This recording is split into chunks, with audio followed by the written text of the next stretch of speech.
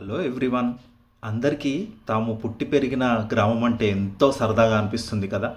ఇది నేను పుట్టి పెరిగిన గ్రామం హుస్నాబాద్, సిద్దిపేట డిస్టిక్. సో ఇది మా ఇల్లు.